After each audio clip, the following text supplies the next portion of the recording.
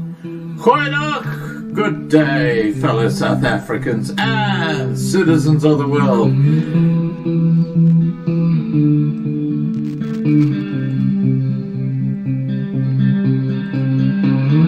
I've been looking around for salvation. I've been looking around for truth.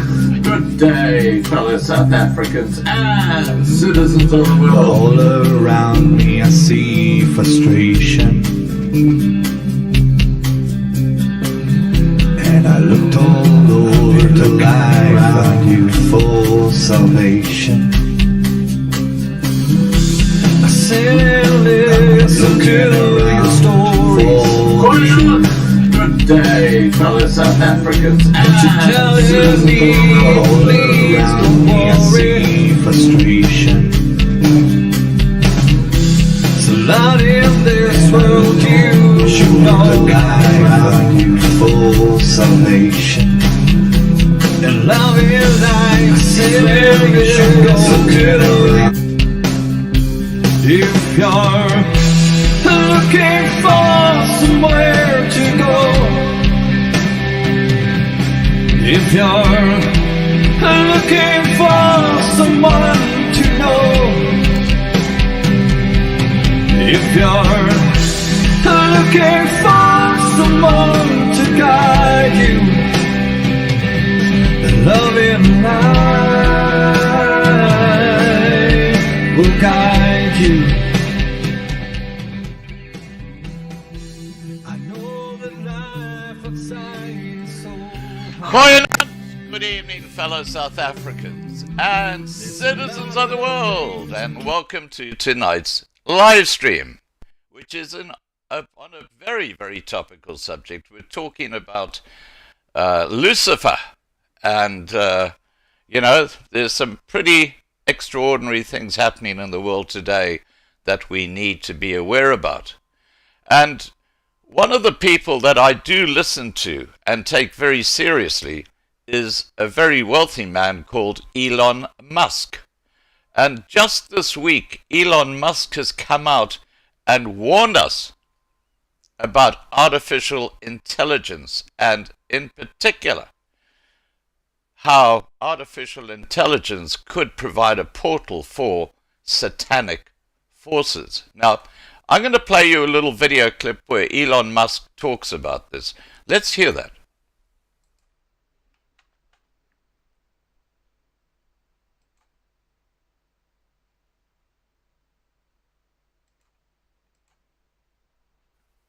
If that's the case for AI, and we only put in regulations after something terrible has happened, it may be too late to actually put the regulations in place. The AI may be in control at that point.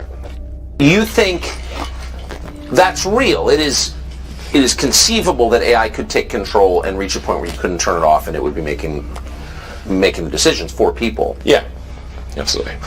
Absolutely. No, that's definitely where things are headed.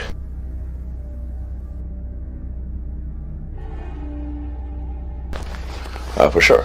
The things like say ChatGPT, which is based on GPT-4 from OpenAI, which is a company that I played a critical role in creating. Yes. The reason OpenAI exists at all is that Larry Page and I used to be close friends, and I would stay at his house in Palo Alto, and I would talk to him late into the night about AI safety. And at least my perception was that Larry was not taking AI safety seriously enough. What did he say about it? He really seemed to be one sort of digital superintelligence, basically digital god. Just one company that has close to monopoly on AI talent and computers, like scaled computing, and the person who's in charge doesn't seem to care about safety, and that we don't want to have like while I'm normally in favor of for profit, we don't want this to be sort of a profit maximizing demon from hell. That's right. That just never stops. We are days away from the central bank system here in the United States of America, and the Federal Reserve, along with... Let's just turn that off. All right. Now, what you saw there was basically our friend Elon Musk talking about the power of artificial intelligence and how it could actually become a portal for Lucifer or for Satan, and to actually impose his will on the people of the earth. So that's one of the things we're going to be talking about tonight with John. I'll get John on so we can get the conversation started. Here we go.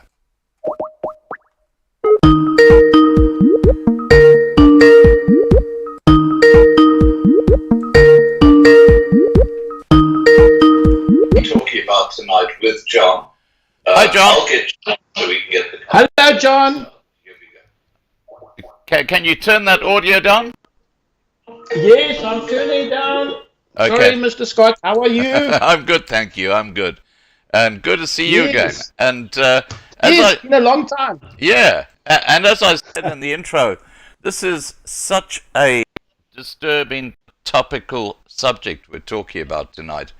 And Yes. you would have seen that little video clip about what Elon Musk has to say about, artificial intelligence. So Yes. before we get into that, let's start off by answering a simple question. Who is Lucifer? Yes, when we ask that question, who Lucifer is, we have to understand that it's confusing because Lucifer means different things to different people and different cultures. Remember, Lucifer, we in the Western world associate Lucifer very much with the Bible and what the Bible says to us, that Lucifer is the bad guy. God is the good guy and Lucifer is the bad guy. But other cultures and religions don't see it that way. And we need to, what I'm trying to do tonight when I talk about Lucifer is give you a very broad view, not just what the Christians think about it, but a broader view than that. There's good and bad. Now, the name itself, if we do a bit of etymology, the name itself, Lucifer, is two Latin words, Luci, and fer. Lucy and fer. Lucy means light. That's where we get the word lux from. So it's light.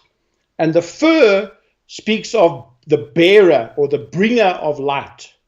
So Lucifer literally means the bringer of light, or the bearer of light. And another title he has is the morning star, the bright and morning star. So with that comes a whole, it's difficult to you see, I'm trying to keep the ethics out of this. I'm just trying to show you what the name itself means. Lucifer, the light bearer. Now, very interesting, in the Bible, the title morning star, the bright morning star, is given both to Lucifer and to Jesus. In Revelations 2:16, the 22:16, the last chapter in the Bible, Jesus says, I am the bright morning star. And then in Isaiah 14:12, Lucifer himself is called the bright morning star. So I'm not quite sure why both Jesus and Lucifer have that title. Some people believe that Lucifer and Jesus are like brothers. Others believe that it is two sides of the same person. It's the good and the evil of the same person. So that's where Lucifer comes from. On a extraterrestrial level, if we talk exopolitics, we could also say that Lucifer is a 5D being, an extraterrestrial being that has come to the earth and has ill intentions towards humanity. He's not our friend. He's there to harm us, to parasite off us. That's basically who Lucifer is. Another thing about Lucifer is he is ancient. I think it's very important to understand that these beings, not just Lucifer, but his his soldiers, his army, his legion are also very powerful entities. And in a very real sense, they are our enemy, and they want to do much harm to the human race. Okay, now when you talk about his soldiers, you're talking about demons. Demons, yeah, there's a difference between demon and fallen angel, but we don't have to get into that. Right. But yeah, the fallen angels and the demons, if we go from a biblical point of view, are part, it's a hierarchy. We must understand that these entities operate on a very, very, very strong hierarchical structure, much more than what we as humans consider. And so, these beings only, they don't have free choice like we have free choice. They are when they're told to do something, they have to do it. Right. So they're very different to us. They don't have emotions like we have. Now, just talking about good and evil, one of the really interesting realities about mankind, regardless of where a culture or a race might be, is that they have one common overlapping belief, and that is that there is good and evil. I mean, these are concepts which are known around the world in different cultures under different names, like yin and yang and all that sort of stuff. So, yes, you have this common overlap around the world about good and evil. And when we talk about Lucifer, we need to be very clear we're talking about evil. And evil, yes. Yeah. So, but also on that point of good and evil, we have to understand the hierarchy of the spiritual dimensions as well. We live in what's called the 3D, the three-dimensional world. On the 3D plane, everything is black and white. It is the checkerboard that you see on the Freemason floor, the black and the white. So good and evil becomes extremely important down here on 3D level. But when you go up into the spiritual realm, ethics falls away because everything becomes one further up. So from our perspective, there's a very strong good and evil, but the higher up you go, it becomes a bit more confusing to understand the difference between good and evil, because it gets taken away the higher up you go. Right. Now look, there's something that came to me almost like a revelation when I was having a live stream with this fellow, and we were talking about artificial intelligence. We were talking about where the internet is taking us. And when we talk about Luciferians, we talk also about shape-shifting, how they can actually take on different shapes and different forms and different beings. With that kind of flexibility as an entity, what is to stop them actually taking over or manipulating or controlling new technology like artificial intelligence, which might become our de facto master in the future? Yes. Demon possession is a very real thing, that human beings can be possessed by entities from the other side is very real. But it doesn't stop there. We also know that demons can enter animals. We see that in the Bible as well. And very new to and unique to the modern world we're living in, demons can also enter technology. They can also enter computers and talk through computers to us. In fact, Revelations actually insinuates that in the book of Revelations, when it talks about the image and that the beast gives the image life and that a voice comes through the image. This could be a reference to the internet and to AI, that the beast is giving power to the internet and to the AI. I believe that the AI is going to play an extremely important role in the New World Order, and we don't understand just how evil this AI technology is going to be. It's going to subjugate the human race. We are going to have to live under its whims and its laws. it's going to become the new government. It's going to become the new police force. AI is going to rule us. The ethics of the future is the ethics dominated by AI.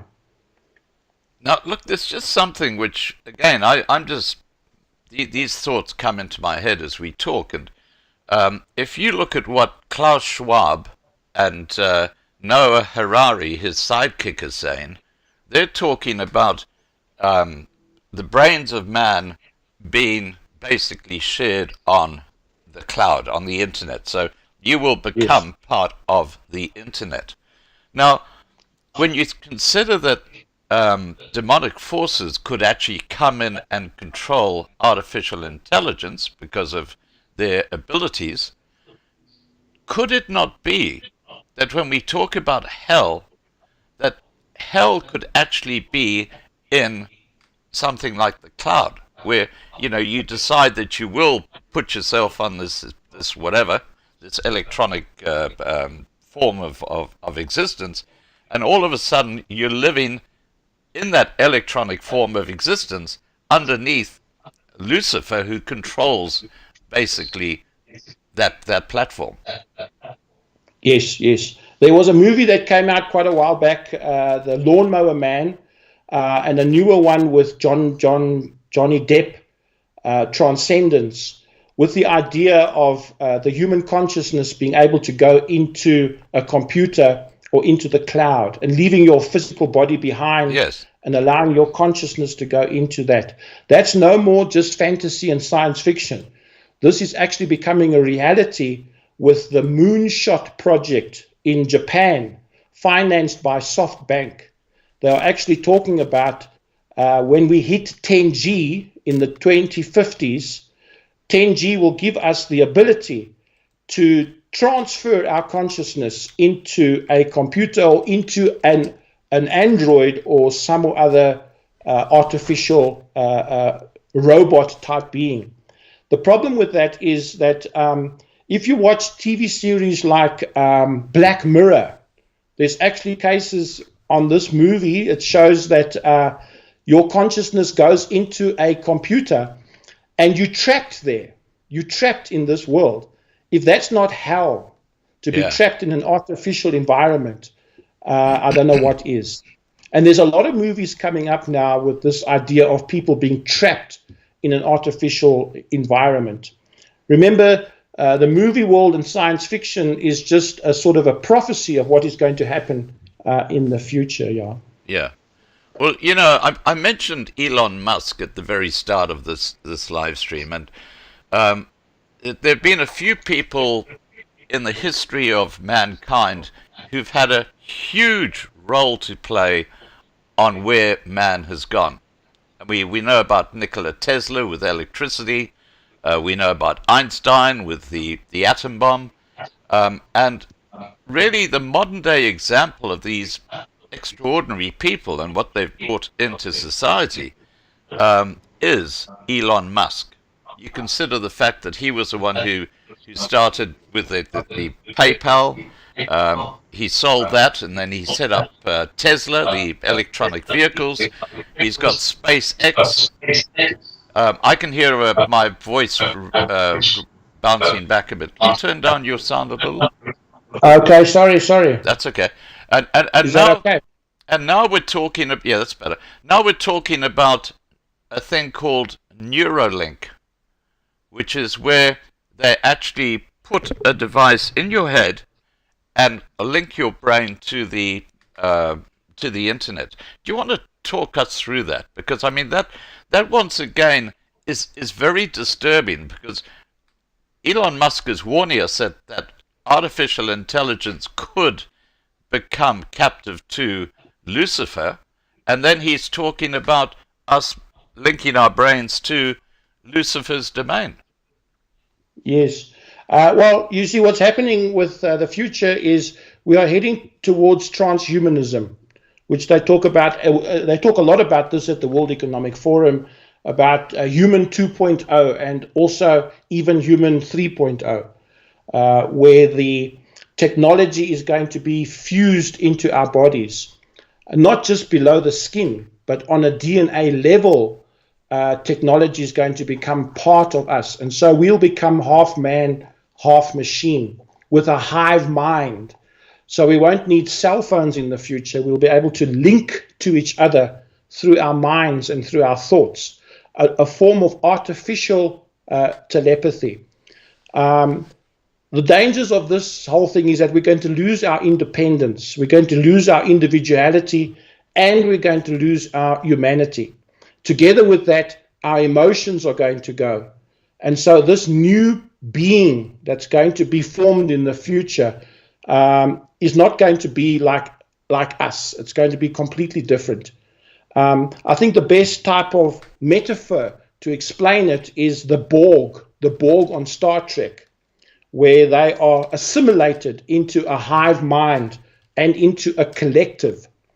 Your individuality goes, your freedom of choice goes. You just become part of the hive mind. It's scary stuff, very scary stuff. You know what? When I went to Pennsylvania back in 2017, I came across the Amish people who still live in the 1800s. They don't drive cars, they go around in horses and carriages, and they wear old clothes, they don't have electricity. I think I'm going to go and become Amish. I really do. Yes. Because, I mean, what we're talking about here is scary shit. It really is. Yeah. Now, let's get into today. Okay, now, today, there's absolutely no doubt in my mind that Lucifer is in charge of the world, and we're living a spiritual war at the moment as we live. And the Luciferians are basically largely very influential and powerful people in the world today, like the Klaus Schwabs, the Rockefellers, the Rothschilds.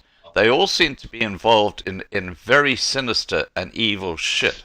Do you just want to take us through who are the Luciferians? Yeah, Luciferians basically are the 13 families that rule the world. There's a difference between Satanism or Satanists and Luciferians. Luciferians are chosen because of their genetics, because of their lineage, their bloodline. They have the blue blood in their veins, and therefore they are considered elite. And their religion, the religion of these people, is Luciferic. We know a lot now about the science of the New World Order. We know a lot now about the politics of the New World Order, but we don't know much about the religion of the New World Order, what these people really believe in. And that's what we're going to talk about tonight. Yeah. What exactly is the religious belief structure of these Luciferians? If you can understand who they are, what their agenda is, and what they adhere to, a lot of what's happening in the world today will make a lot more sense. You see, behind COVID-19, behind the social credit score, behind the digital identification that's coming, behind all that is a satanic agenda, is a very real belief structure that these Luciferians believe. And so I want to expand a bit on that and show people exactly what they believe, so that it makes much more sense as to their motives and why they're doing what they're doing in the world today. Right. Now, I'm sharing that screen with you, and I'm sharing that with everybody. Do you want to take us through these different levels of the pyramid?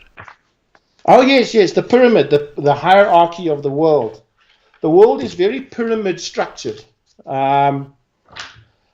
So it's, we have to get, I don't know why people don't want to believe in this. There's such a, an opposition, a denial in the human race to believe that the world is a pyramid structure like this. Most people believe that governments are sovereign, autonomous, and that governments rule their country independently from the rest of the world. But that has changed. The world is very much a one world government structure. If we see what happened in the COVID-19 era, we saw how one decision was made by a few people on the top. Yeah. And that decision, those protocols were carried out throughout the whole world. Yeah. If that doesn't tell you that that is a one world government, I don't know what is. Well, can you see, I just, Ramaphosa is not in charge of South Africa. Can He's I just simply use a puppet in the hands of these people. Can I just use Yes. a very topical example of what we're talking about? And that is that don't worry about COVID-19. That's basically history. Now they're talking about a central bank digital currency, which is going to be implemented across the world in every country of the world. Then all these countries are doing it right now. I put a video up a few days ago about the Unicoin, which has been brought out by the IMF. And this is not some conspiracy theory. You can actually go and look it up and you'll see it's happening. And it's going to change the way that we actually use money. There won't be cash. There won't be coin. Everything will be digital. And they will be able to control everything you do. What you buy, what you can't buy. At a very personal level, at a country level. Let's say, for example, Pick and Pay upset the one world government. Pick and Pay can have the ability to use central bank digital currency shut off, which means that Pick and Pay is going to go bankrupt because they can't actually sell anything. The control that these new forms of money have are absolutely extraordinary. And as you mentioned, it's not just happening in South Africa, where you've got PayShap, which is coming out, by the way. That's your new central bank digital currency. That's under development. It's happening all over the world. Yeah. Back to you. Yes, we've got a system in South Africa called ShopShop. What's interesting about ShopShop, look, ShopShop is going to be even faster than your e-wallet. We have an e-wallet system on our banks. Now we're going over to ShopShop. All these innovations are against cash. They're trying to get rid of cash in society. Yeah, it's about control. And also, what's amazing about ShopShop is that it's not run by the four big banks in South Africa. ShopShop comes from the Reserve Bank. Yes. And this is how they're going to bring it into different countries. They're not necessarily going to go through the big banks. They're going to actually use the Reserve Bank to push this digital currency. And interestingly enough, I always say that South African is too backwards for us to be involved in digital currency and digital ID. Yeah. But Ramaphosa is a huge puppet in the arms of the World Economic Forum. Yes. And South Africa is going to be a guinea pig. South Africa is going to be a experiment to run this cashless society. Just on that point, his brother-in-law, Patrice Motsepe, is on the board of the World Economic Forum. Yes. It's amazing. I mean, it's just amazing. consider that. Yeah. And look, I just want to share an image with you and with everybody else, because this is what we're talking about when we talk about this new central bank digital currency. Let me just get that screen to you as well. Sorry, I'll just share that with you. Okay, stop sharing, start sharing. There it is. Okay, so what we're looking at here, John, is the Unicoin, which is going to be the IMF's central bank digital currency. That's rather like the Bank of International Settlements, right at the top, which will allow all these other little central bank digital currencies like the Chinese yuan, the rand, the Indian rupee, etc., to actually interact with each other. This is not some conspiracy theory. This will be in place in the next year. It's been launched out in the US in July this year. There's a US digital currency there. So this is already underway. But the point I'm making, like you're making, is that this is happening globally at the same time. Nobody knows about it until they're ready to tell you about it. That's how this all works. Exactly, yeah. So they definitely want to phase cash out and start this whole digital system going. I'm hearing myself now. No, okay, you sound fine, sir. Now, okay, but it's all coming back to one thing, and that is control of. That they don't want us to have anything free. They want us to be completely controlled. Yes. Now that control factor is better understood when you understand the Luciferian agenda behind the scenes. Right. The question is always asked, but why? Why do these people want to dominate the world so strongly? And the answer lies in the religious world, in the spiritual world. There are reasons for this happening, Look, which I can get into. Yeah, I just want to get back to the screen where we're talking about the actual pyramid. Take us through these different levels and the role that they play in our future. Yes. So basically, the world is divided into two groups. It's the 1% and the 99%. And they, the 1% are very clever in getting us, the 99, to fight with each other. We fight with each other, and we don't get all our resources together and as a human family fight the 1%. We're so busy wrestling and squabbling amongst ourselves that and the 1% keeps us busy. They use race to do that. They use the love of money to do that, divisions in culture, war, and so on. So they keep us weak by us fighting amongst each other all the time. But here at the bottom, you'll see at the bottom of the pyramid, that's where we are. We are the masses. We are the workforce. We are the goyim, the cattle. Remember, Luciferians see themselves as more important and elite to us normal human beings.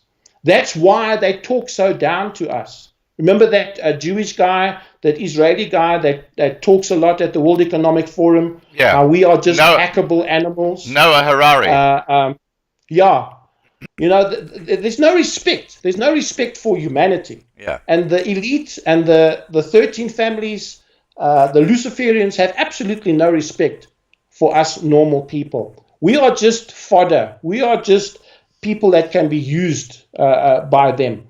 So we are the workforce here at the bottom. Now, how do they keep us, the masses, in check?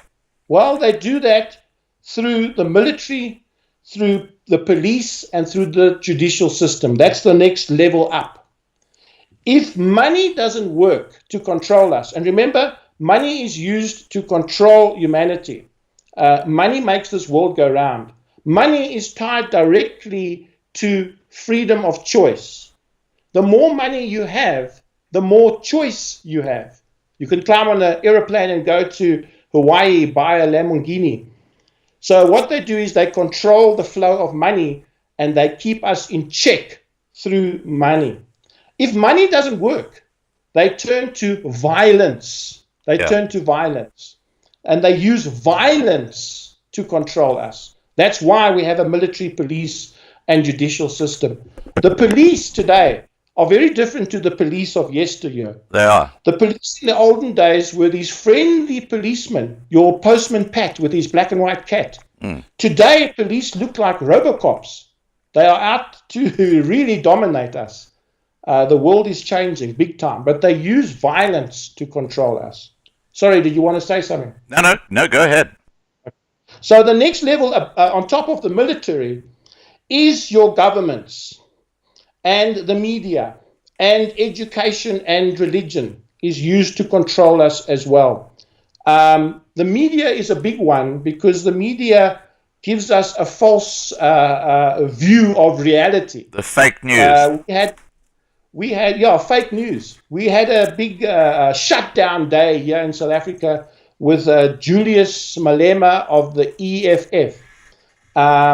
It was much ado about nothing. A lot of barking without any bite. But the media made a big spin on it. That's like it's huge. But it's a false reality that they create. On top of that, you get your corporations and your banks. The people that really run this world are the banks. Banks are there to keep choice away from us. You cannot buy a car unless the bank says yes. You cannot buy a house unless the bank gives you the go-ahead to do that. In that way, the banks are very much in control of our lives. And this whole thing of debt, we need to get out of this concept of debt. That's slavery. And interest, compounding interest. That is such an evil in the world, really. Can I just speak to that for a second? Because I know people, and I know people who are watching tonight, who have family members who are maxing out their credit cards, paying something like 20% interest, and basically that's a form of theft that's been pushed against them, because that is how they keep you enslaved. Because instead of using that money for the good of your family, it's actually going straight into the coffers of the banks. And that's one thing that people who are listening, get yourself out of debt. If you've got a housing loan with a very low interest rate, well, that's fine. But credit cards, just get yourself out of debt, because that's a killer. Yeah. And it's also greed. People are greedy. The Bible talks about the lust of the eye, the lust of the flesh, and the pride of life. Why do we have to have the latest cell phone on the market? Why do we have to have the latest model car in our possession? Are we just trying to keep up with the Joneses? We live in a crazy world, and they play on this. These Luciferians play on this this weakness that we have inside us. Then with the banks comes the corporations. Corporations is all about resources. Corporations control resources. And if they control, in other words, food, in other words, energy, comes from the corporations. And that's another way of keeping us in check, is by controlling our food and controlling our... Now, this is being accelerated with the World Economic Forum. Yeah. They're creating this false reality of the climate change and how bad the climate is, and the carbon footprint and all that green movement. But basically, it's just a way to enslave us even more. But we need to keep asking ourselves the question, why? Why are these people so obsessed with controlling humanity to such a degree? Yeah. There must be a reason for it. Why aren't they just happy with themselves? Why do they try and dominate the world so strongly? And the answer lies in Luciferianism. Right. The next one up from that is your Committee of 300. There are others as well. I've got another one here. Where does the United Nations fit into all this? They're a bit high up, but I would say that the United Nations is below the Committee of 300. Okay, the reason I'm asking that is because I want to show everybody, and you would have seen this, a sculpture which sits outside the United Nations, which is basically what the Bible refers to as the beast. Yes, I saw that statue. Now that is right outside the United Nations. Yeah. And there it is. That's a satanic sculpture. Okay. Yeah, back to you. And just before you do, here's another satanic sculpture, which is Shiva at CERN. Shiva. CERN is where they're accelerating particles, and they're trying to open up new portals to new dimensions, like hell, for example. There's a lot of stuff going on that people are not aware of. Yeah, back to you. Yes. Well, together with the Committee of 300, you also have the Trilateral Commission. You have the Council of Foreign Relations. These are the guys just above the corporations. You get the United Nations is another one. And with that, the World Economic Forum. You get the Round Table. You also get the Bilderberg Group. I would say that the World Economic Forum is like the modern version, or what has taken over from the Bilderberg Group. Yeah. Rich, financial, millionaires, billionaires coming together, making decisions for humanity. And Notice that we live in a very unique situation where corporation is more important and on a higher level than government. Yeah, can I just speak to that for a Not second? government that controls, it's corporations that control. Yeah.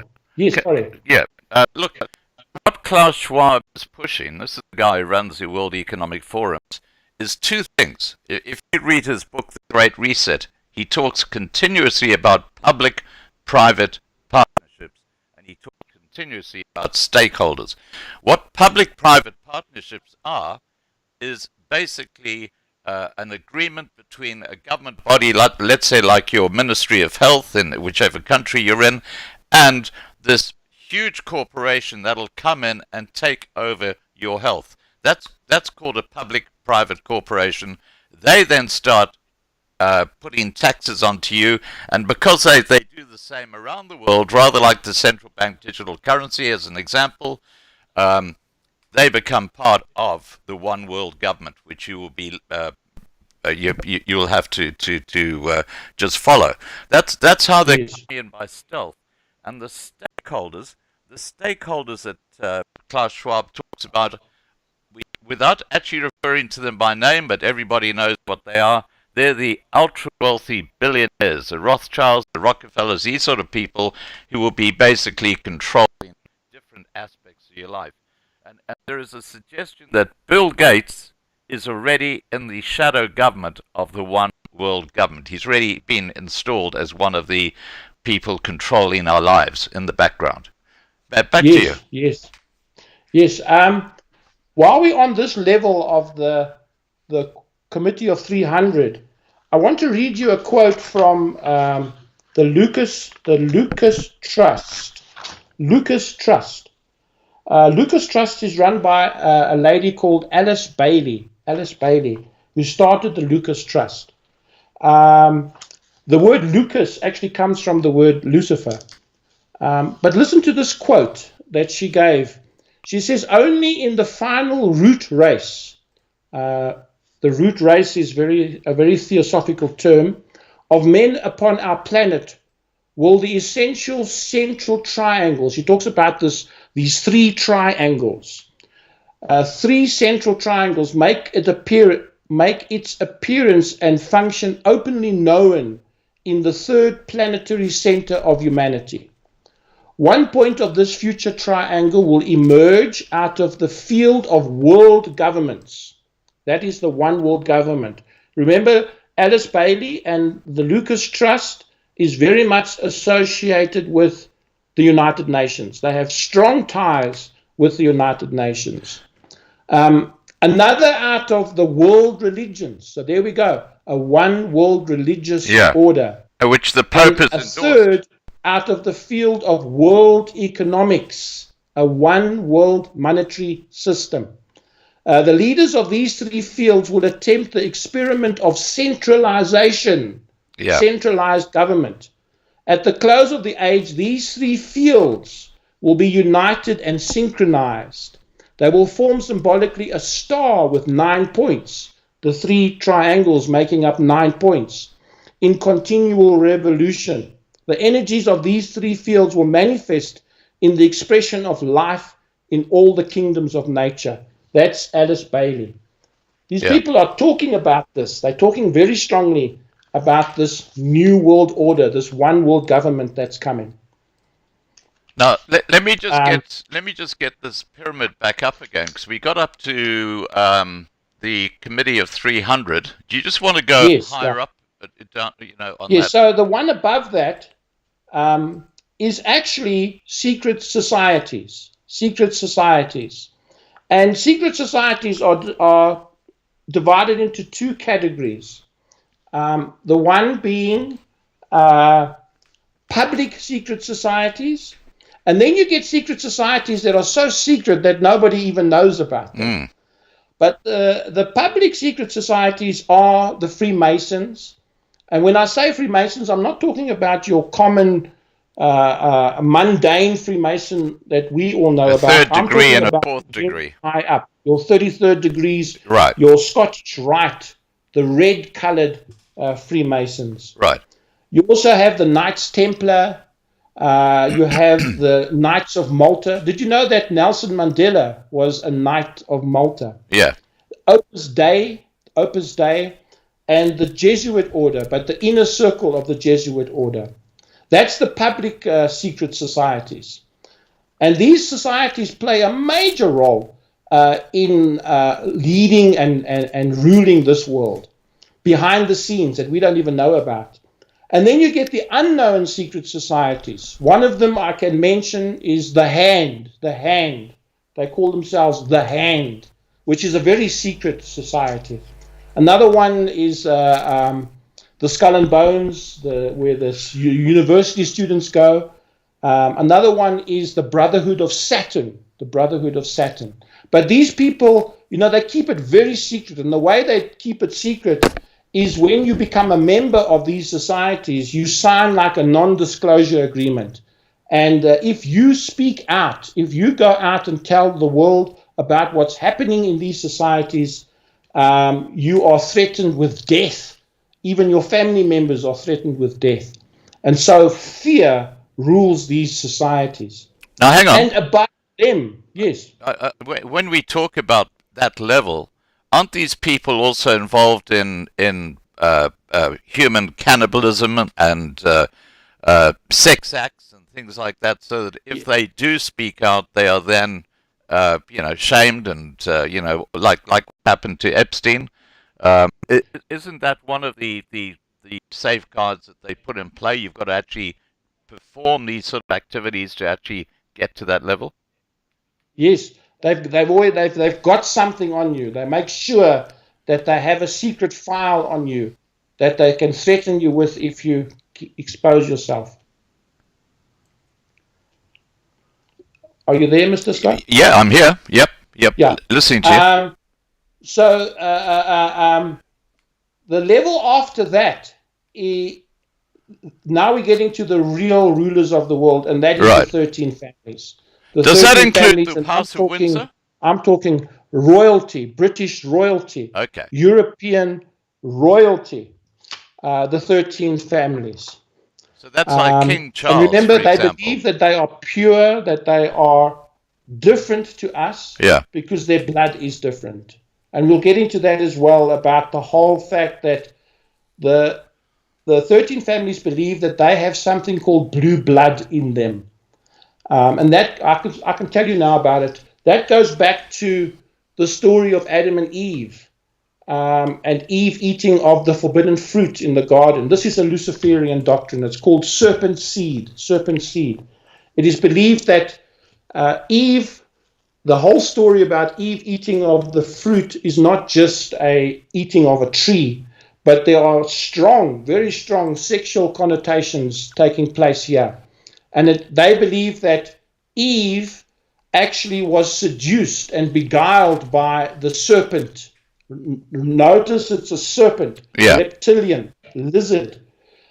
She was beguiled by Leviathan and made love to this creature. And from that union, we have the son Cain being born. And then on the same day, she made love to Adam. And therefore, Abel was born. So they believe that there are these two creatures, these two beings on the earth today, the Cain line and the Abel line. That the Cain line is a hybrid between alien and human DNA, and Abel is pure human DNA.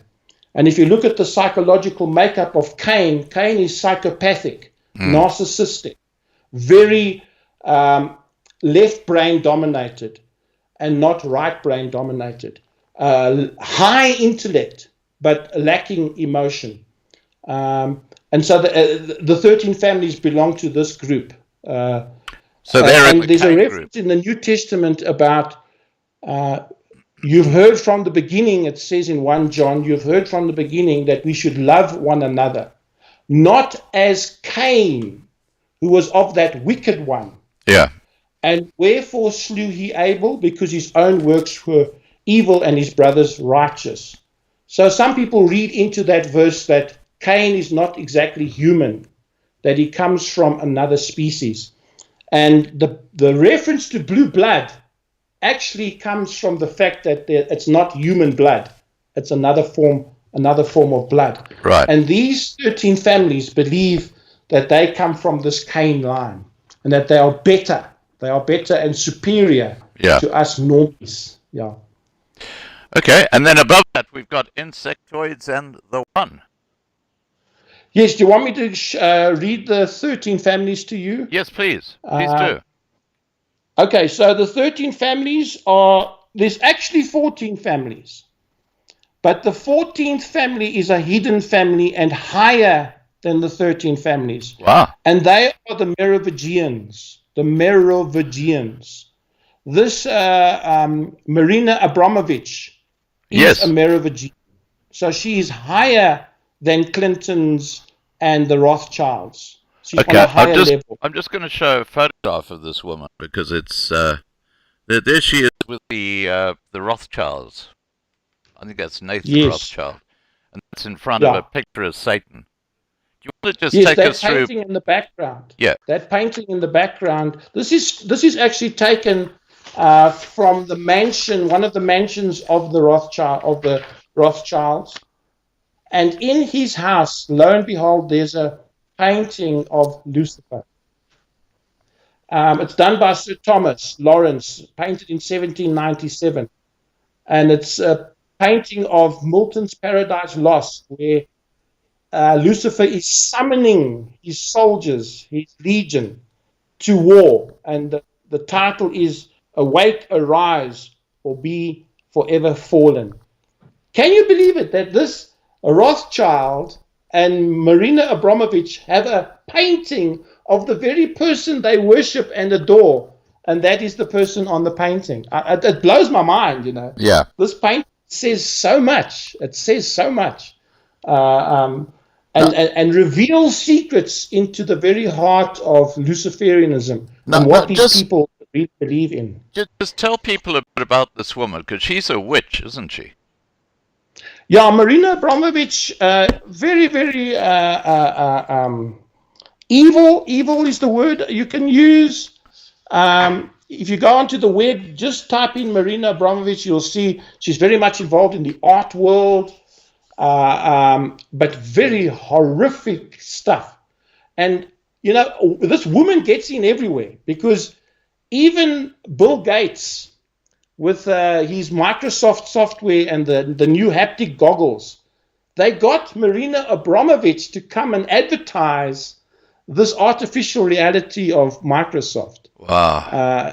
By Bill Gates. It's amazing, you know, how she gets involved in these things.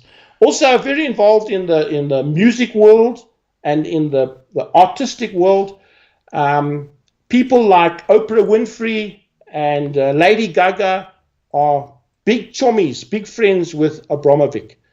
Lady Gaga especially spent 3 months at Abramovich's mansion, where she was trained in the ways of the occult. And you can see this in her music videos. Her music concerts are not just music, but they are satanic rituals, satanic manifestations that are being performed. If you study what's happening, the symbology and the esoteric message that's coming from these concerts. Right. Very influenced by Marina Abramovich. Yeah. Okay, let's have a look at the extraterrestrial aspects. Sorry? The extraterrestrial, the insectoids. Yes, I just want to mention the 13 families. Oh, yes, the 13 go ahead. Families, Rothschilds, the Rockefellers, the Astors, the Bundys, the Collins, the DuPonts. Now, DuPont, there was a movie that just came out called Dark Water, which talks about the DuPont family. You have the Freemans, the Kennedys, the Lees, the Onassis, that's the Greeks, the Reynolds, the Russells, and the Van Duns. What's interesting about these families is that they're not confined just to one race or one culture. There's Greeks involved, there's Dutch involved, there's other nations involved. But they all have one thing in common, and that is the blue blood flows in their veins. I didn't hear King Charles' name there. What's that? I didn't hear King Charles' name in that lot. Yeah, what's happening is these 13 families, they don't get their surname from the father line, from the patriarchal line. They get it from the maternal line. Their surnames come from the lineage of the mother, which is a very Jewish thing, by the way. That is very Jewish way of doing things. But people like the Bill Gates, for instance, he's also one of the 13 families, but their surnames are changed over time. So there's a lot of people with different surnames, but are also part of the 13 families. Right. Also, selective breeding is very important to Yes. the Luciferians. They want to keep this bloodline pure. And so arranged marriages, and you're only allowed certain individuals to come in and marry and have babies within the 13 families. But can I with just the idea respond of to that, keeping John? the bloodline pure. Look, you take King Charles. He married a commoner. You take William. William married a commoner. Harry completely disgraced himself and married a Yes. U.S. celebrity. Yeah. And none of them have actually married into like they did in the old days to keep it in the royal family. Yeah, So what's maybe changed? it's unraveling now. Maybe it's falling a bit apart. But remember, Diane is actually her lineage is the Goldmans or Goldman or something, which is also a famous, royal part. Right. So Princess Diana is also quite pure, I would say. Wasn't she But tied up things with are Lord Snowden? unraveling now. Wasn't she a relation of Lord Snowden? Yes, that's right as well. Yeah.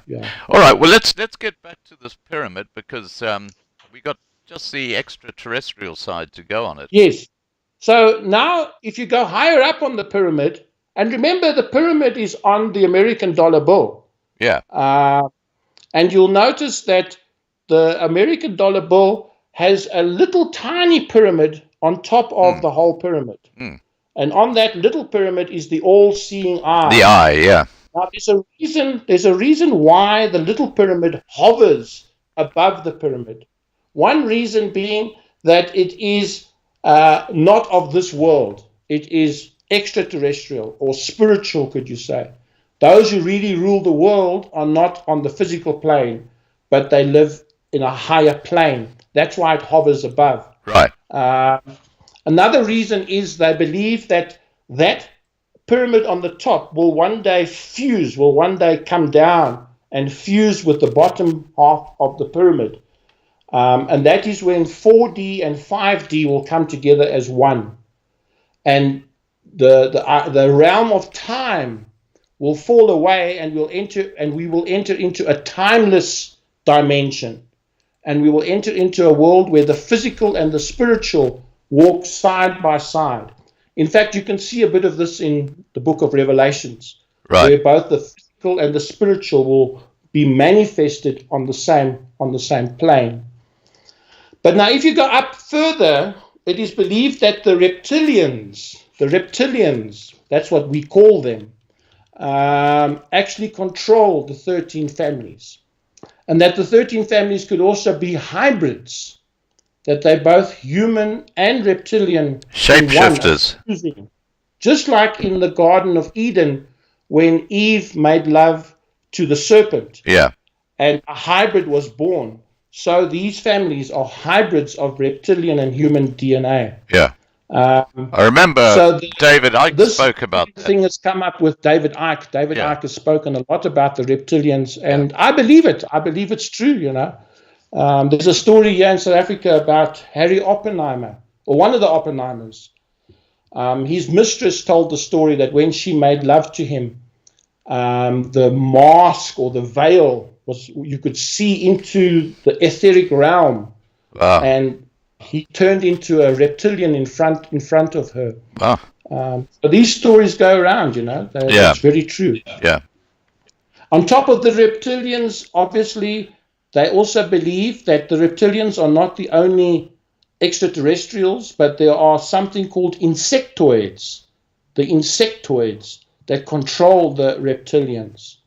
And then on top of that, there is an even higher entity, which we know very little about, that actually controls this whole pyramid. But that would be the So Antichrist, wouldn't it? we keep the extraterrestrial. Sorry, I'm interrupting you. That would be the Antichrist, wouldn't it?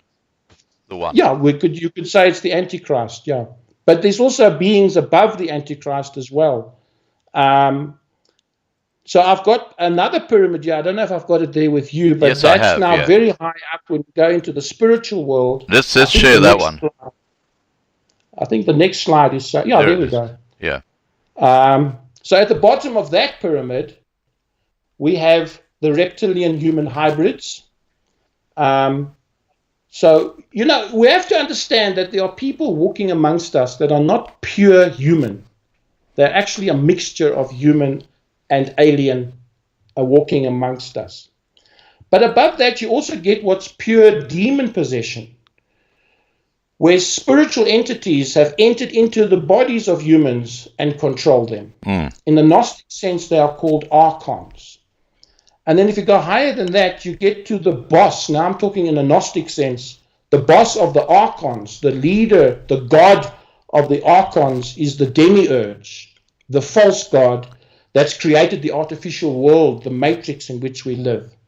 And then above that, we also have an entity called the Saturn entity or energy. And we at Truth Seekers speak a lot about this Saturn energy because the world today is dominated by the Saturn force. Saturn energy is a very restrictive force.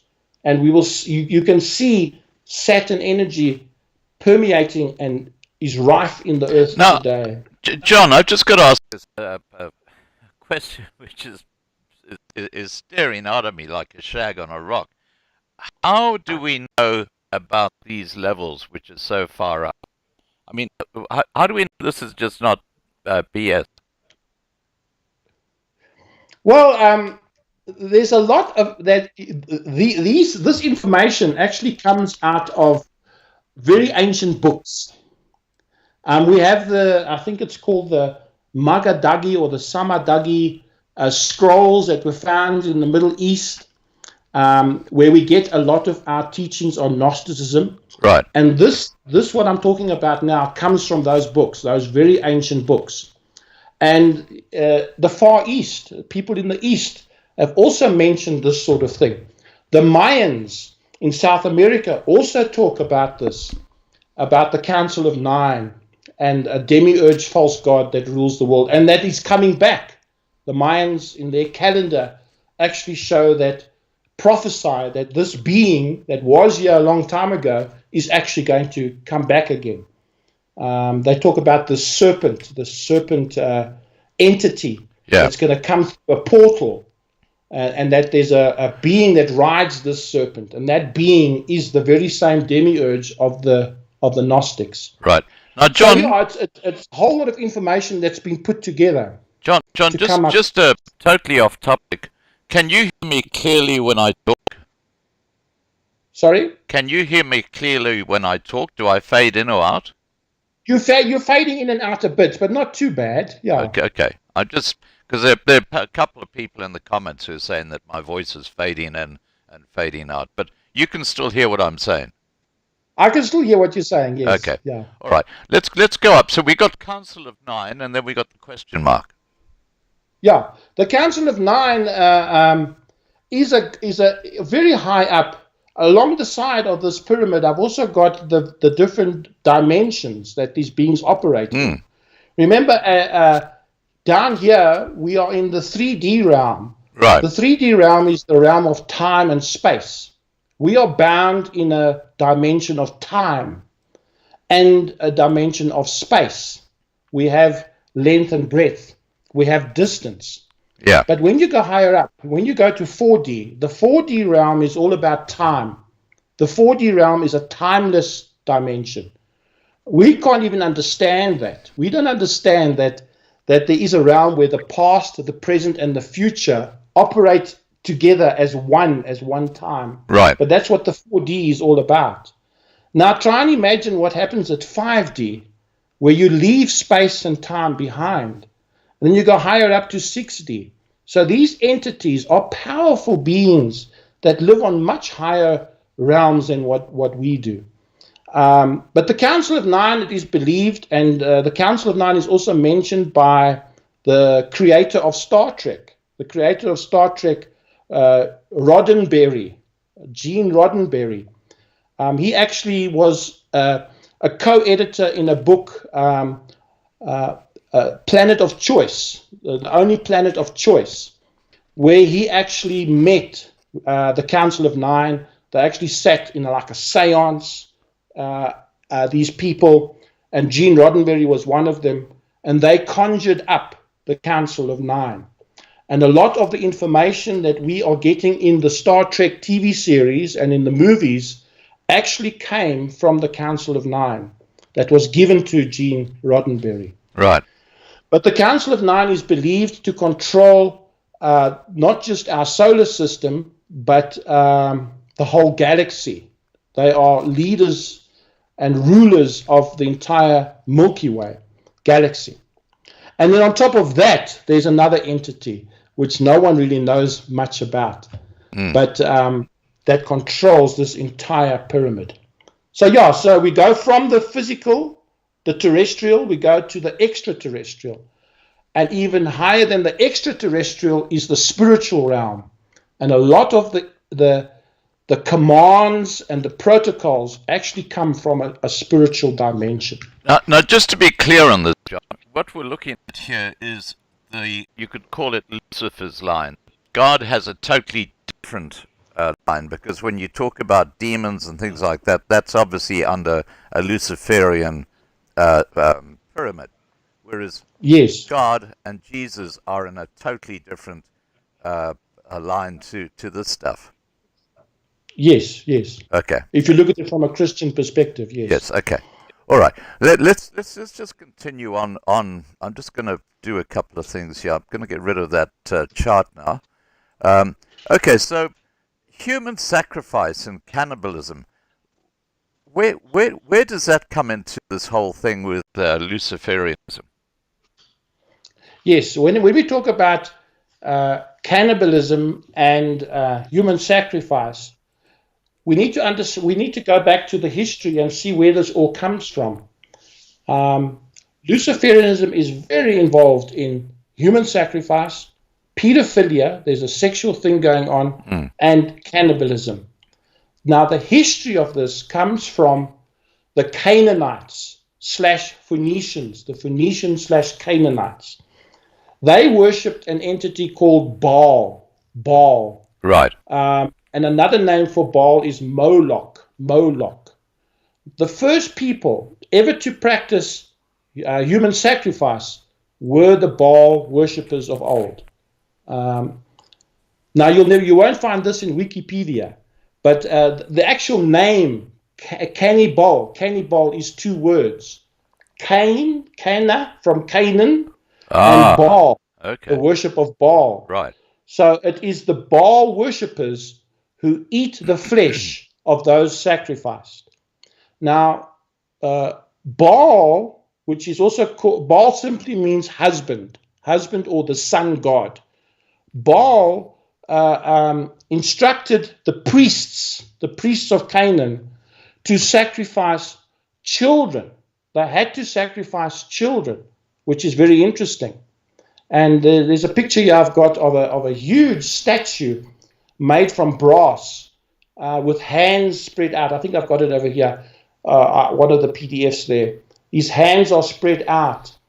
And what they did was the priest would take the child, which the father gave freely to the priests, and would place this child into the hands of Baal.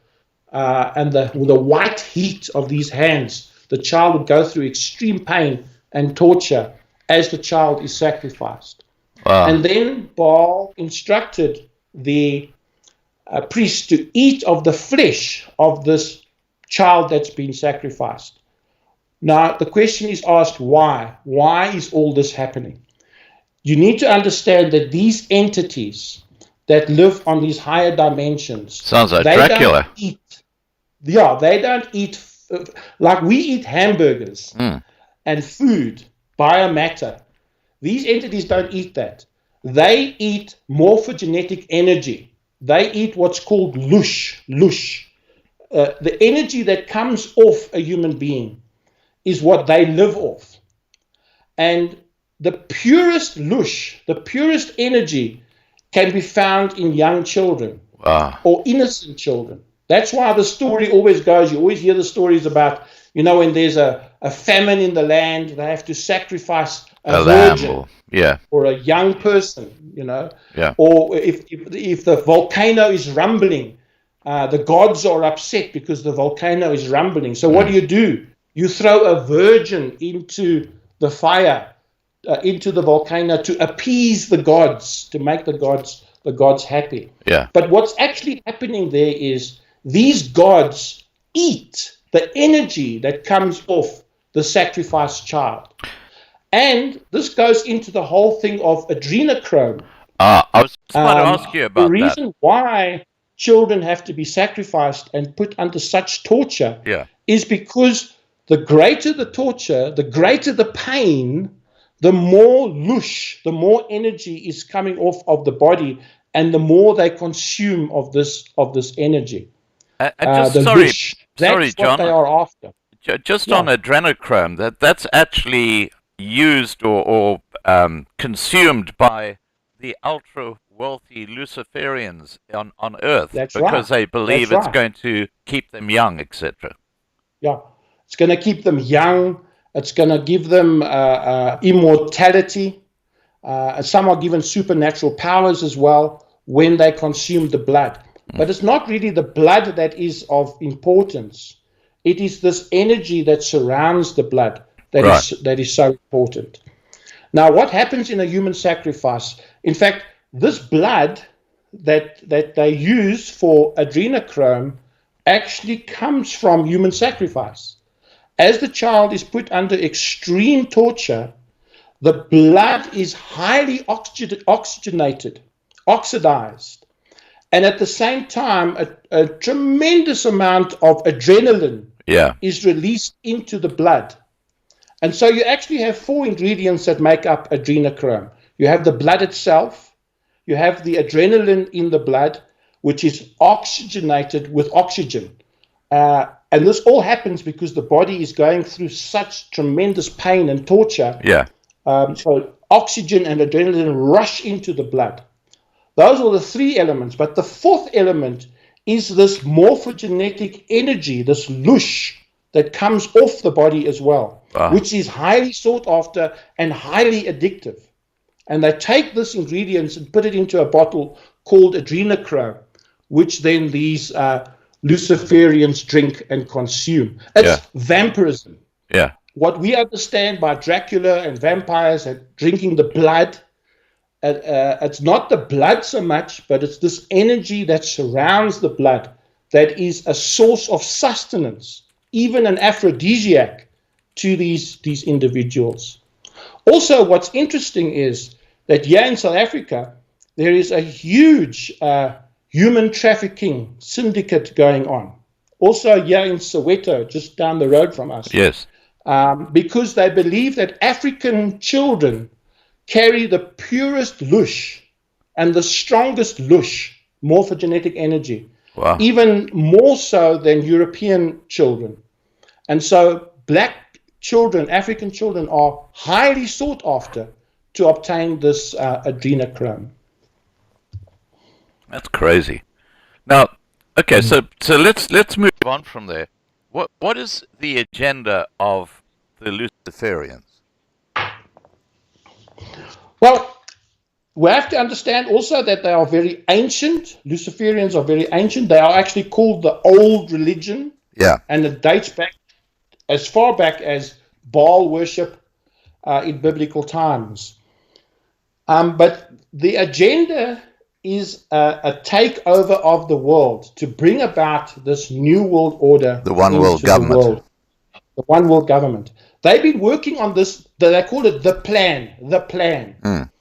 And they've been working on it for millennia, And a lot of people say, but how is that even possible? How can a family line keep one agenda for so many years? Surely, some people argue that What if a son is born and the son says, no, I don't want to go my father's way, I want to do my own thing. You see, it doesn't work like that, because the beings that control these human beings are ancient. Yeah. And their agenda steadfastly goes forward as the years pass.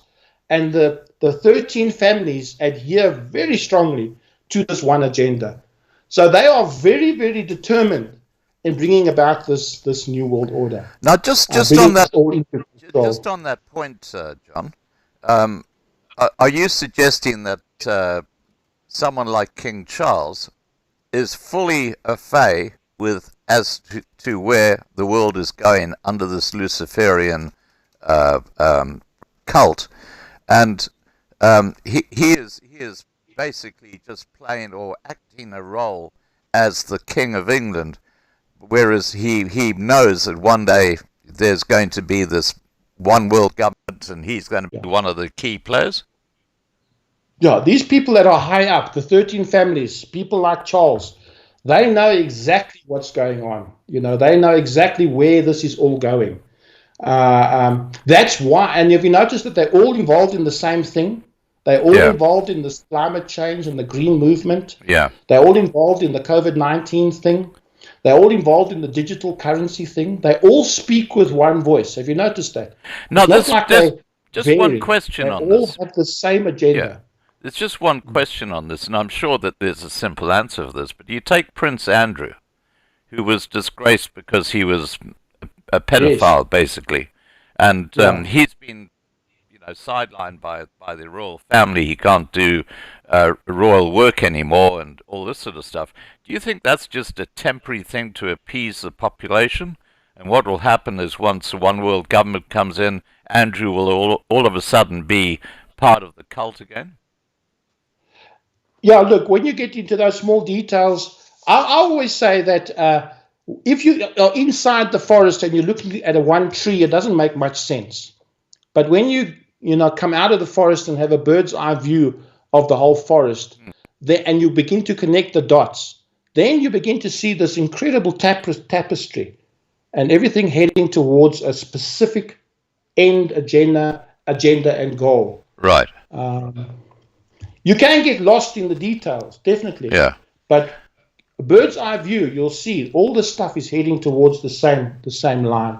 Well, that's a very important thing to say here is why this absolute control of humanity. Yeah. It all has to do with this morphogenetic energy that comes off our bodies. All these things that are happening is these entities consuming this energy that's coming off us. And that's why it's very important to hold on to the energy and not allow them to take your energy away, the energy from your blood, the energy from your body, your very life force. Yeah. And this is what they're after. They're actually after the life force of humanity. They lack it. They don't have it in them. And so they parasite off us. Yeah, They so actually from a want to different take it. dimension. Yeah. And that's why we have this huge metaverse that Zuckerberg is talking about. Right.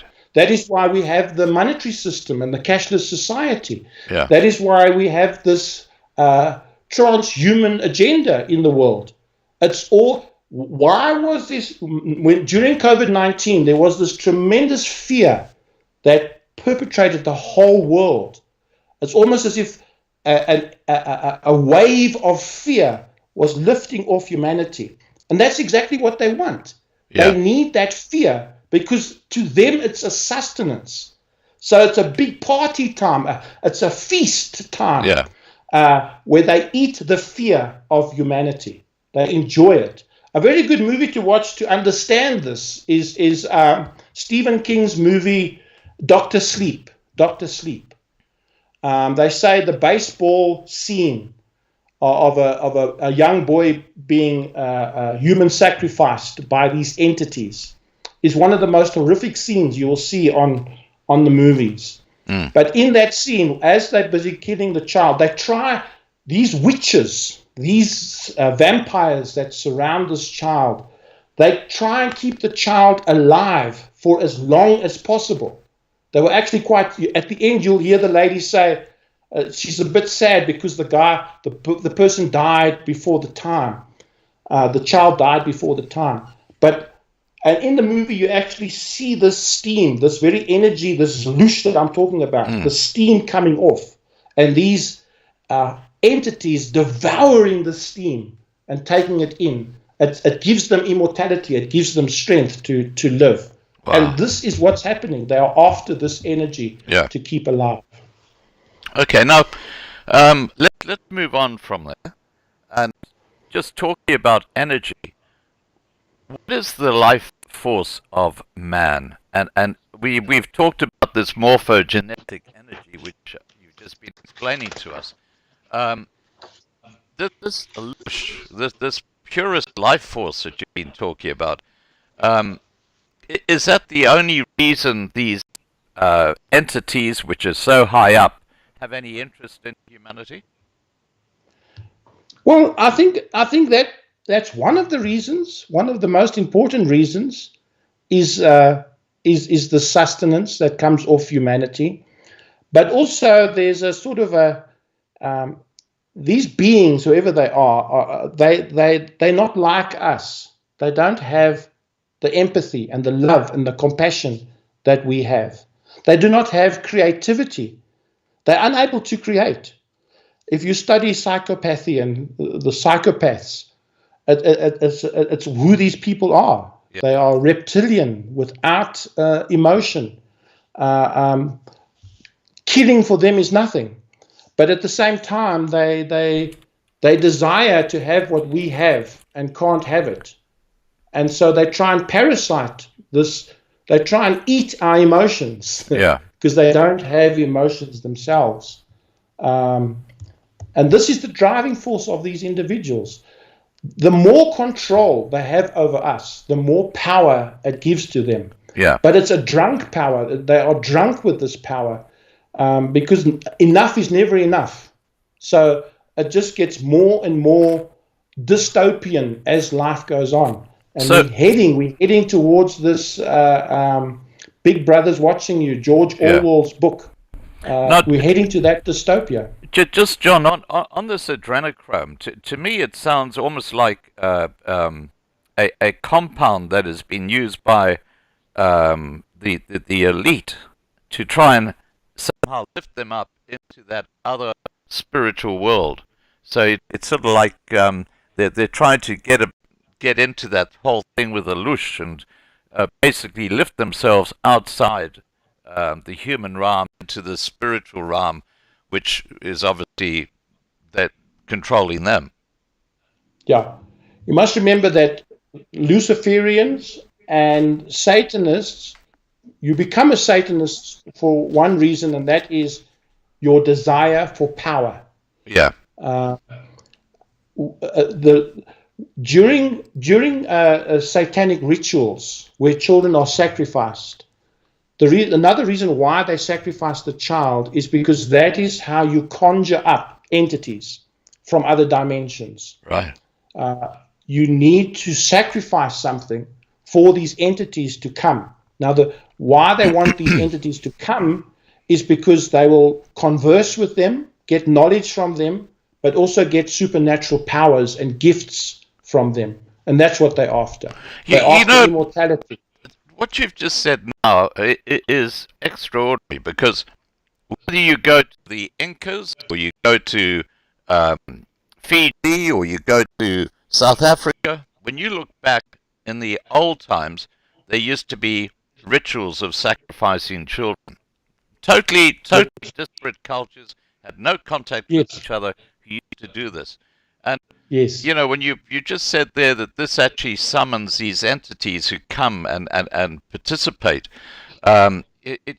it's extraordinary. Yeah. Now look, I'm going to wrap up this live stream, because I mean we could talk all night about this, but I would like to get your comments on the latent power of the human soul. Yeah. No matter how bad the world is, and we live in a very bad world. This world is horrific. A lot of people live in denial. Yeah. And I think a lot of the reasons is just fear. People are afraid. Yeah. But if you really look behind the curtains, look at the Wizard of Oz that's actually controlling everything, you see a very dire picture of the future and the world we live in. Yeah. But there's hope. There's hope. Because no matter how bad it is, there's always light at the end of the tunnel. And human beings are incredibly powerful creatures. In fact, that's one of the things that the Luciferians try to keep away from us, is the knowledge of how powerful human beings are. We are indeed more powerful than them because we have the power of love inside us. The very thing that they lack is the thing that we have inside of us. Right. We need to stand up. We need to awaken. We need to awaken. It is high time to awake out of sleep. In other words, our ignorance of who we are and the power that resides within us, that ignorance must be removed, and we must now step into the very power that we possess. This is the very thing that they fear the most. Luciferians fear the day that humanity wakes up and stands as one in the power of love against them. They fear that. I remember in the movies, Lord of the Rings, the elf queen was encouraging the young hobbit, Frodo. And she said these beautiful words to him. She said, even the smallest person can change the course of the future.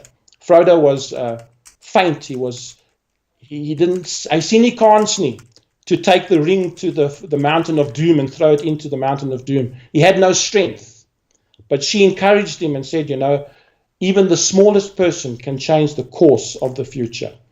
So when humanity wakes up, we're going to see and I think humanity is waking up. I think the tide is turning. I really feel that the bad guys won't win. Maybe for a season, the bad guys will rule and reign. But eventually, it's inevitable that it will collapse. Take communism. Communism in itself, it cannot sustain itself. Yeah. It is inevitable that it will fail. And as we've seen in history, how communism has failed. And much of the New World Order is based on a communistic, socialistic structure. What's it called? Something capitalism. A dominant, not the capitalism that we know. This is a capitalism that is controlled through this digital economy. It's inevitable that it will collapse.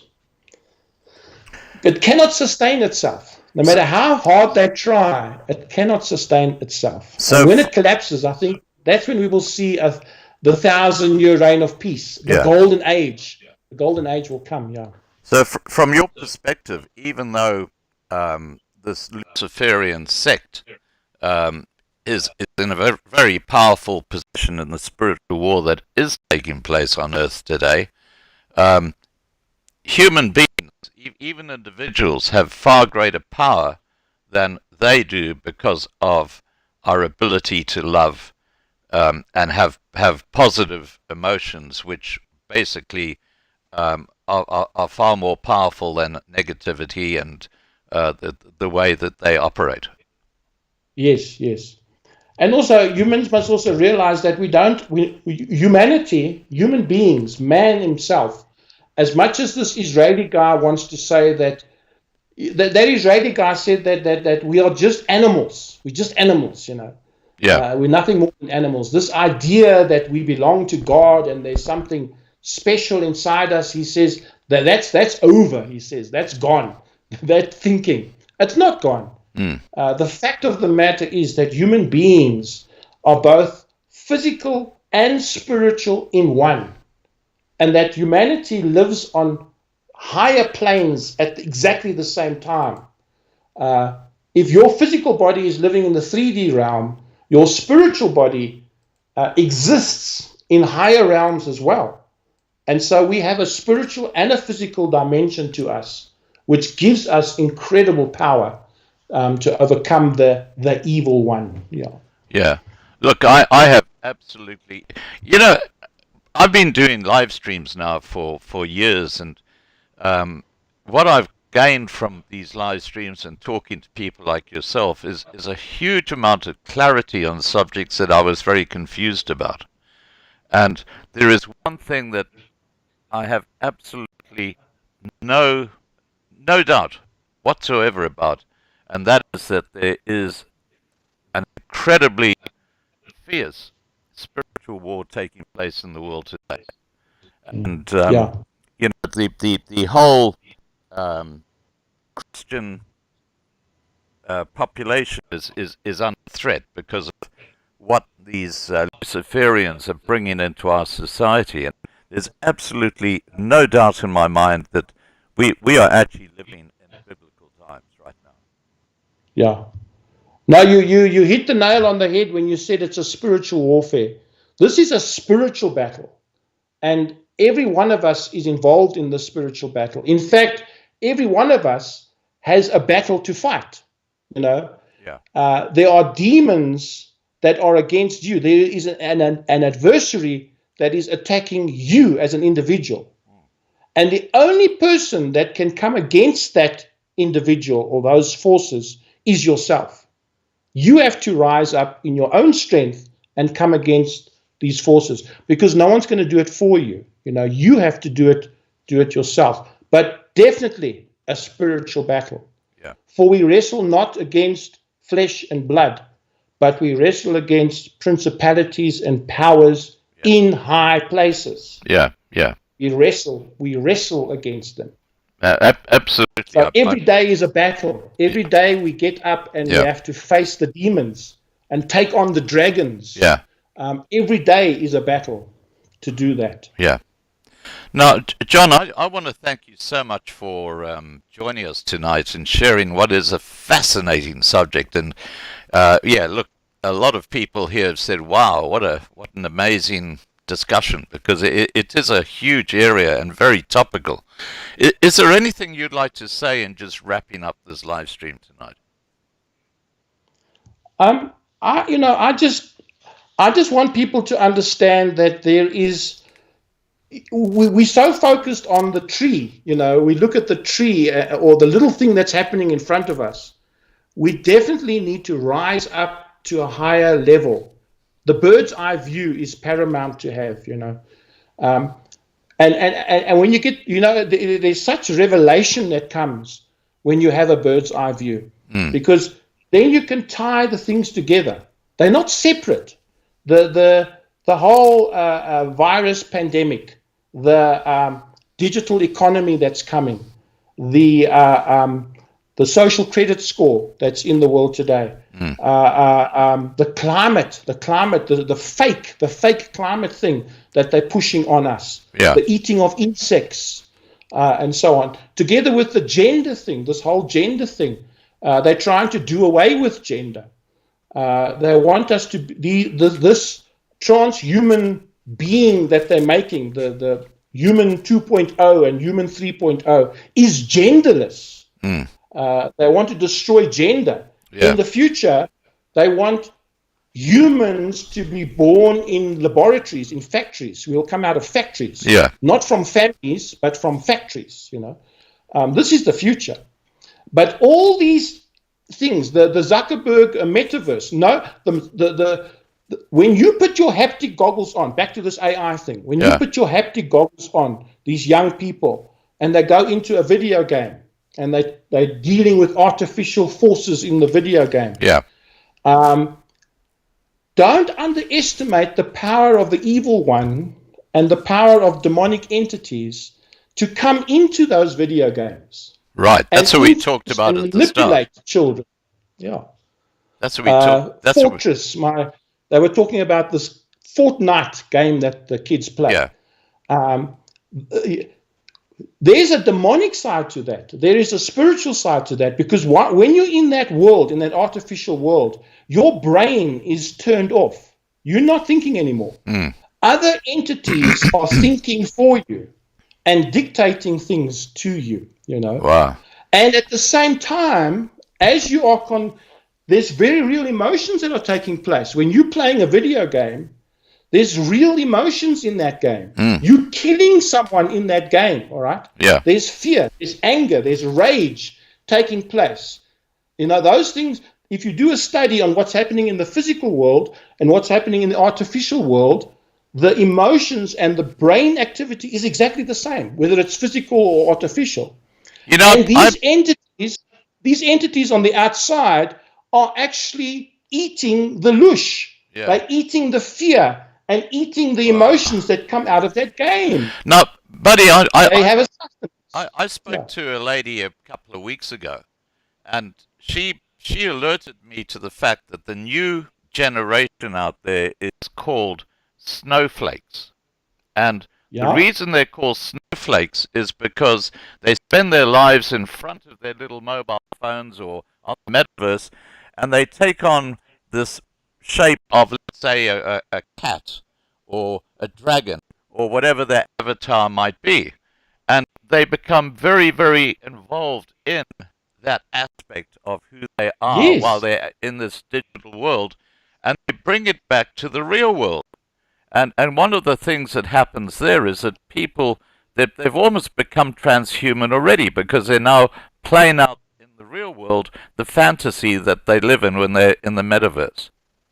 Yeah. So the fight is to hold on to your humanity and to hold on to everything that's good and pure in this world. I think the friend of Frodo gave this beautiful speech in Lord of the Rings, to hold on to that which is human and emotions and all the good in the world, because this is what they are attacking. This is the very thing that they want to remove, is our humanity. And what makes us human. They want to destroy that, and we mustn't let them do that. Right. John, thank you so much for joining me tonight, and we look forward to having you back again later this year. Yes. Have a great evening, and we'll catch up soon. Okay, bye-bye. All right, guys, let me just get my camera. There you go, my camera kicking in. Yeah. Have a great evening. I hope you enjoyed tonight's discussion. I find this whole area fascinating, and I know it's disturbing, and there's so much that is coming out now with these times that we live in. But the overriding message is that we are in control. We've just got to grab that control, and nothing can happen to us. All right, I'm going to go out with Op ons Rots. Have a great evening, and don't forget, tomorrow night, 8 p.m. Johannesburg time, we will be having a live stream again. And we do have live streams Monday to Friday, most nights 8 p.m. Johannesburg time, depending, of course, on load shedding in South Africa. And look forward to catching up with you then. Take care, and please remember to register on Loving Life TV, one word, lovinglifetv.com, which is our platform off YouTube, because we don't like to do much here in Censorship City. Okay, here comes Op ons Rots. Have a great evening, everybody, and thanks to the moderators for looking after the side chat.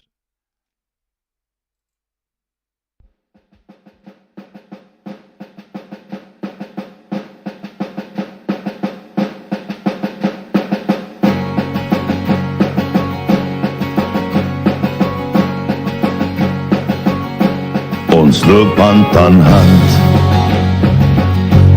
op goue warm sand, so baie wat ek wil hê, so baie dit brand. Ek staan op my rots met golwe wat bots. Ons het geen vrees, want hy is in beheer. Ons sien al die planne van goddeloze manne. Ons weet hulle gaan nie wen nie, dis geskryf